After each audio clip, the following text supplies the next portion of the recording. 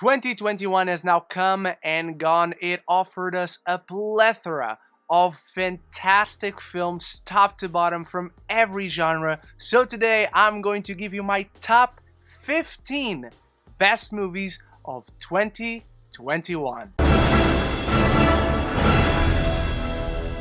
Now, before I properly get started with my best movies of the year, I want to know yours, so go ahead and drop them down in the comments below and start the conversation. That's the most important part. We don't have to agree, our lists are not going to look the same, and that is honestly the best part of this, is the discussion that is going to be generated. I just ranked the animated movies of the year, I just ranked the comic book movies of the year. You can check those out, and if you want to see more like that and like this, make sure you click that subscribe button, because if you like movies and TV, this is the place to be. Also, I was going to do a top 10, but I ended up doing a top 15. There was legitimately a ton of great movies that I love. So not only do I have a top 15, I have a few honorable mentions, namely 4 honorable mentions. So I'm going to give you 2 right away and then the other 2 before we get into the top 3. So the first honorable mention today is the neo-noir directed by Lisa Joy, Reminiscence. This is honestly a movie that I really love, and I know I'm in the minority, but if you like classic detective stories with a bit of a love story underneath it, it reminds me of classic noir films that I love so much. Is a breath of fresh air within the sci-fi genre, mixing it with noir, mixing it a little bit with some tragedy, so it really worked for me. Up next, we have 9 Days, an existential drama on what it truly means to live. This is basically a man who is observing people wanting to get their chance at life. And he has lived before, he knows what it is like to truly enjoy life. So this one gives you a nice, fresh perspective and a bit of optimism, looking out into the future and what you want to do with your life. This is one that really worked for me on many levels. So without any further ado, those are 2 honorable mentions. Let's start with the actual top 15. The Green Knight kicks off the list at number 15, a fresh take on a classic tale with some of the best visuals of the year. A kind of horror perspective is shown in this one, as Gawain on the search for true nobility and honor, and as the meanings of these words are re-examined and re-evaluated through his journey, you see him being haunted by every single decision that he makes throughout his journey. And honestly, that montage at the end, before the actual ending of the film, that in itself earns it a spot. The cinematography is to die for, and David Lowery as a storyteller continues to prove why he's one of the most chaotic and interesting directors working today. You just never know what he's going to do next, but his unique take on the Arthurian legend was more than welcome for me. Cruella comes in at number 14, what is now my favorite Disney live-action remake, if you want to call it that. Emma Stone was born to play this role. She kills it in one of the most flamboyant and ravishing performances of the entire year. Craig Gillespie directs this with a ton of style, as he's so good at telling anti-hero stories. These morally gray characters that just verge on the line. The film does not make her a hero. It continues to show her the necessary mean-spiritedness of this story, but does show a certain human side to her, which I also think is very necessary. This one is a ton of fun, and again, it's got a ton of mean-spiritedness that just fits so well into this world. The soundtrack is to die for, and this is one I found myself going back and back and back to again.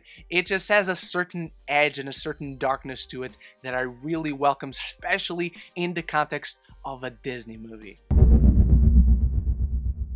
Riders of Justice comes in at number 13, a contemplative meditation on grief. At its core, we have a broken relationship between a father and a daughter, and as we see them navigating grief in their own way, it just becomes more and more unpredictable. It's part revenge story, it's part family drama, and all of it comes together so well. It's got this twisted, dark sense of humor to it that is always so unexpected, but always fits so well into this story. This is one that I know probably a lot of you haven't seen, but definitely get on it. It's the one international feature on this list, so make sure you get some eyes on it. Mads Mikkelsen once more kills it, and when it comes time for it to be an action movie, because there are points where there is some action, it totally kills it with some gory violence that is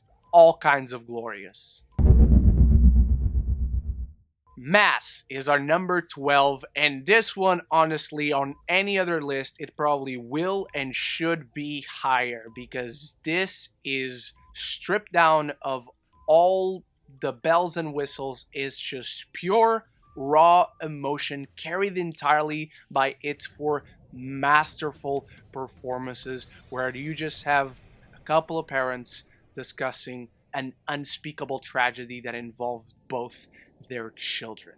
This one is an intense experience, perhaps too intense. The only reason I cannot put it higher is because I just don't see myself watching this film again.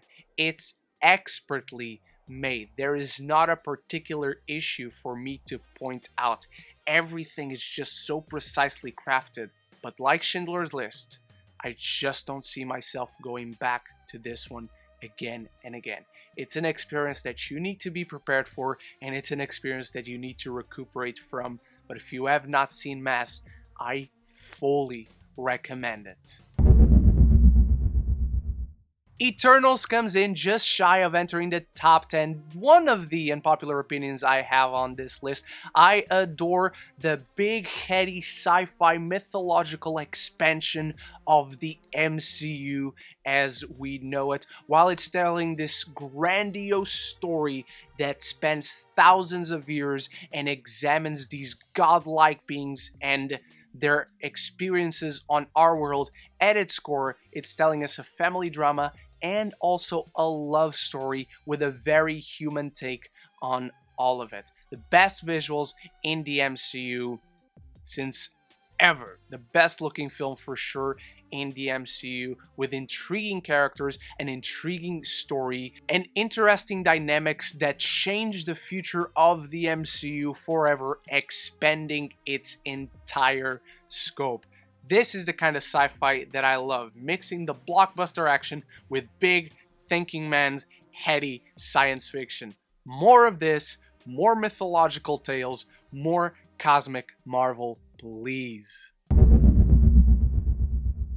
No Time to Die kicks us into the top 10, the swan song for who has been my favorite Bond. The sophisticated storytelling, the elegant action, and the biggest James Bond story yet, while also being the most personal at the same time. You'll find that is a common thread on some of my favorite movies. I love that this Bond has been in these 5 different adventures, but that all come together and inform the character progression that he has had. You can see this Bond that is worn down through his experiences, that is haunted by his mistakes and by the decisions he has made so far in his journey as Bond, and it's a beautiful personal take on the character that allows us to see him intimately like we had never seen before. The one drag on this film really is that the villain is just not that good. Apart from that, this is one chef's kiss of a goodbye for a legendary character.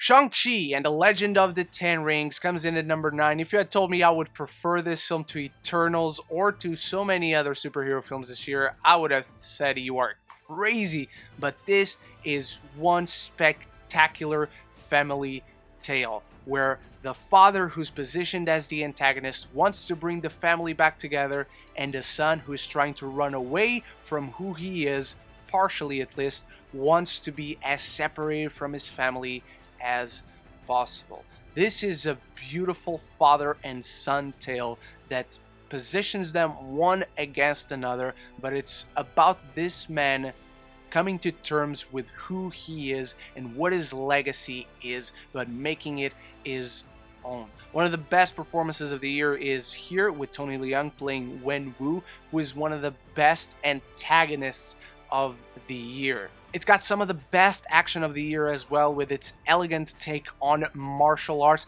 and it makes it believable that a live-action Dragon Ball movie can work. The characters are strong, the themes resonate personally and intimately, and the action is just all kinds of glorious. Shanxi should not have worked as well as it did, but its strong characters at the center of its really great, fun story really bring it up quite a few notches. Overall, Shang-Chi is not only an extremely likable character, Simu Liu is a superstar, but it is the most refreshing origin story in the MCU, perhaps since Doctor Strange, if not longer than that. Last Night in Soho comes in at number 8. Edgar Wright's stylish tale about the dangers of nostalgia. If the soundtrack from Cruella is to die for, Last Night in Soho is actually one I died for and gave me back my life. This film from beginning to end is just an intriguing adventure. It's thrilling, it's intense, it's got great characters, a great mystery at its core, it's got a bit of noir in that as well. And it actually dives into territory I was not expecting. This is thematically a much deeper horror film than I thought it was going to be, and it has Edgar Wright completely getting out of his comfort zone for one intense thrill ride. I love his take on the things that should make us comfortable and do make us happy are actually the most dangerous to us. This is a unique director telling a unique story in his own unique way. Love Anya Taylor-Joy in this, love Thomasin McKenzie, and as someone who went from a small town to the big city in London, this was all kinds of relatable to me. At number 7, The Mitchells versus the Machines. Talk about a relatable film where the main character wants to go away from her family to go to film school because that's all she dreams about. That's me right there in a film. I could not have related to a character more. The unique visual style in this film is just so good. Not only does it make it stand out from any other animated film that was this year, but it lends itself to the tone and style of the storytelling, where in the most intimate emotional moments it really brings things down and it really works. The way these characters emote just through their faces, really distinguishable in this one style. It's got this fantastical apocalyptic story going on in the background, but the family journey throughout this is so good. The relationship between the daughter and the dad just hits those core emotions beautifully. The relationship between the sister and the brother is just as good. Everyone just stands out in their own unique way, and it has some of the biggest laughs I have had in any movie this year. Koda comes in just shy of the top 5. This is one I just watched last night with my parents, and it's just as good on a third watch. Not many movies can so earnestly capture the amount of heart that they have in their story, but this one works. The familial tale is beautiful to no end, where this family, without them even realizing, has grown so close together because they depend on each other so much. So the one time one of them tries to get out of their comfort zone and do something for themselves and makes them happy, it's just a hard situation to deal with. I love every step that this family takes in their collective growth to allow Ruby to try and take a chance for herself and go to Berkeley. Ruby has an astounding growth in this film. She's super likable. It's super easy to relate to her, and Emilia Jones delivers one of the best performances of the entire year that I feel nobody is talking about. This is one of those films that does feel good expertly. It never cheapens that feeling. It always earns it at every step of the way with great characters, earnest storytelling and just a belter of a third act that will make you cry. Back of the pickup truck scene. If you've seen it, you'll know what I'm talking about. A Quiet Place Part 2 kicks us off into the top 5. This is one I just couldn't believe how good it was. It's exactly on par with the first one, seamlessly continuing that one story where the first one was about the parents trying to protect their kids. This one is about the kids growing beyond needing their parents' protections. Not that they don't need it, but they themselves can also protect their parents in the search for a safe place, for a quiet place.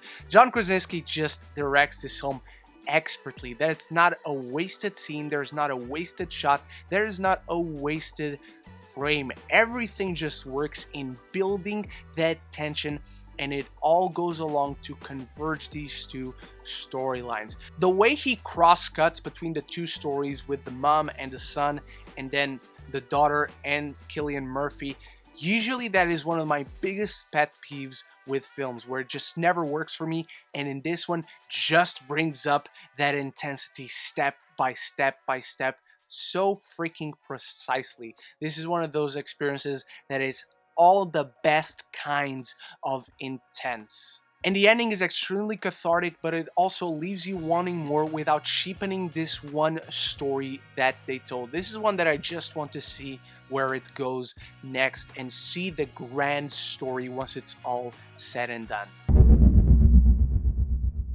Spiderman No Way Home comes in at number 4, and I've talked about this film so much for the past few weeks. There's so many videos right now on my channel talking about this film, at least in part.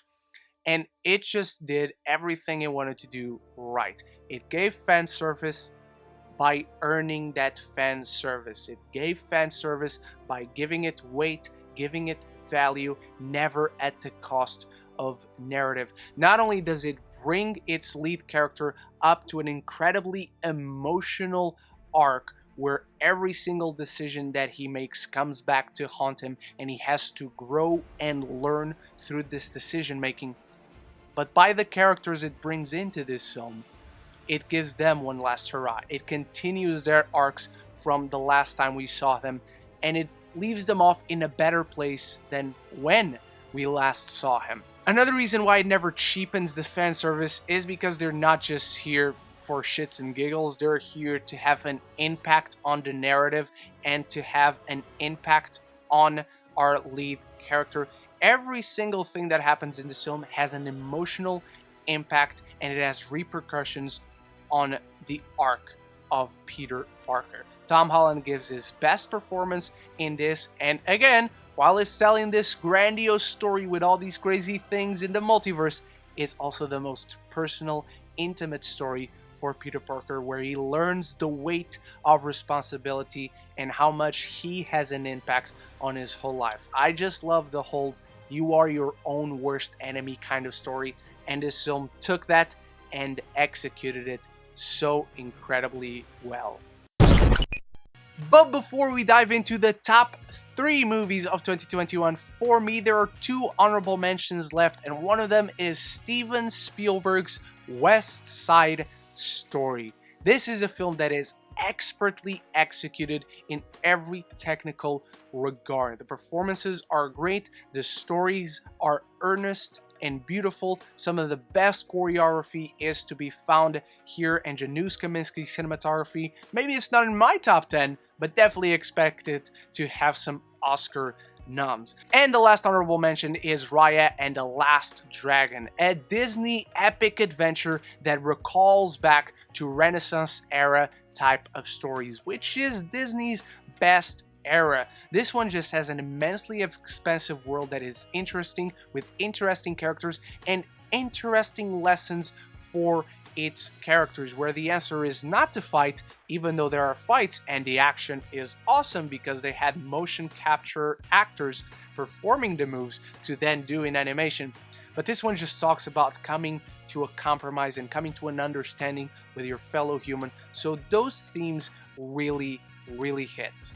And now that the honorable mentions are done, time to go back to the list. Don't forget to let me know yours, and if you're enjoying this, make sure you click the subscribe button so you don't miss any future lists or any conversation about your favorite movies and TV. Without any further ado, my number 3 movie of 2021.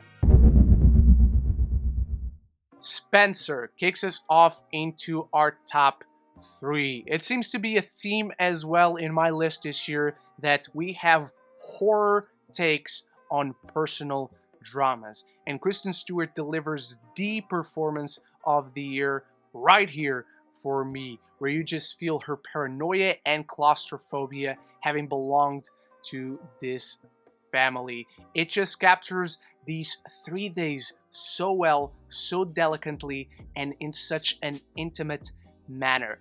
I said when I reviewed this film that it's not really something you watch, it's something you feel. You feel like you're right there next to this character, where every single move she makes is being observed. Every single glance she makes either way is being watched. She's constantly under surveillance, and everyone is trying to control every single second of her life.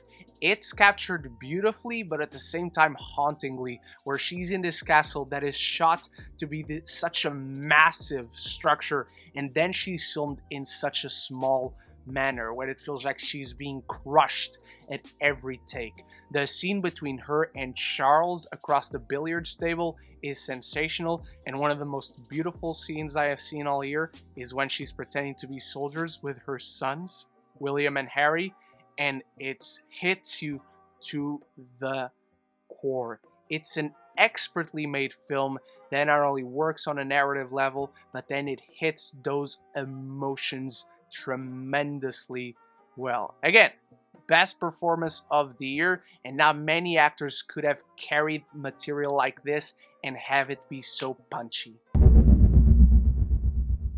Our runner-up is Malcolm and Marie, the most controversial and unpopular opinion on this list. And if you don't have such an opinion on your list, is it really your list? This is a film that once more just violently showed me on screen. From the Mitchell versus the Machines to Koda to Last Night in Soho, now this comes beyond all those because it showed not only everything that I see myself as quality-wise, but all my faults as well. This basically is a toxic relationship where every demon that has haunted these two people is coming out, and they're lashing out at each other, showing their true ugly side, but not only coming from their personal lives, but also their professional lives, and how the two intertwines, and how sometimes that damages a relationship to the point conversations in this film sometimes don't even make sense with what they're complaining about to each other. They're complaining about their professional lives, but then the other person has nothing to do with it. But that shit happens, and I love how it was portrayed in this film, where it's entirely a very bad toxic relationship, clearly, where these people are not healthy with one another, and they're not helping one another, but it just verges that line between what is love and what is attraction so beautifully, and how the two blend in together. It's a sexy looking movie, it's a wonderfully acted film, and it just hits all those qualities and flaws that, again, I personally see myself as. It's poignant, it's punchy, and it holds nothing back. The director is laying everything on the line, and when you have such strong personal things in the screenplay, it truly shines through the end result. So this is one, again, nobody is having this one on their list, but it really worked for me, and it maintained itself high up there until one other movie came around. Dune is the best movie of 2021. This is why I fell in love with movies.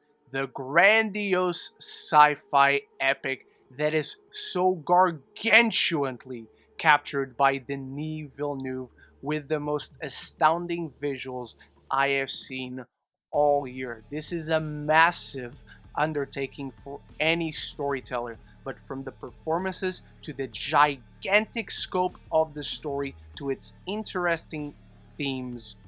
This one just worked for me on every single level.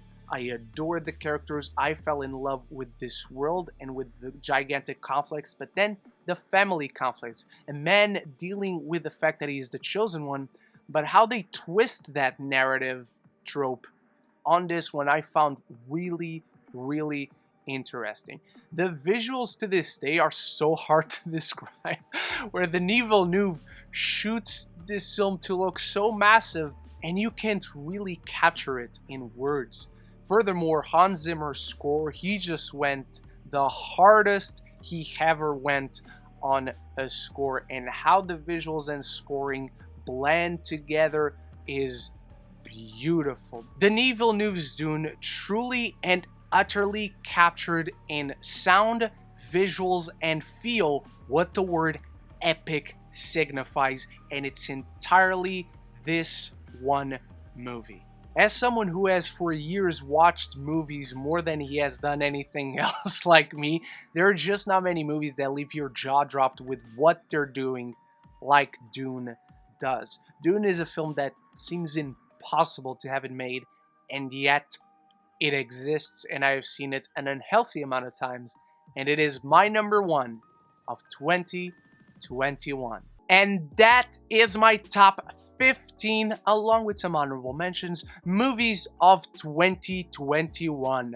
Thank you so much for watching. You are the best. Remember to share your lists, and it's okay for us to disagree. That is the fun part. Our lists should not look the same. Remember that if you like this and want to see more like it, and you like movies and TV, this is the place to be, so make sure you click that subscribe button. There's a comic book movies of 2021 ranked list on the channel. There's an animated movies of 2021 ranked list on the channel as well. And tomorrow I'll upload my worst movies of the year. Thank you so much once more. I hope to see you very soon on any of those. And until the next one, love each other and love the movies.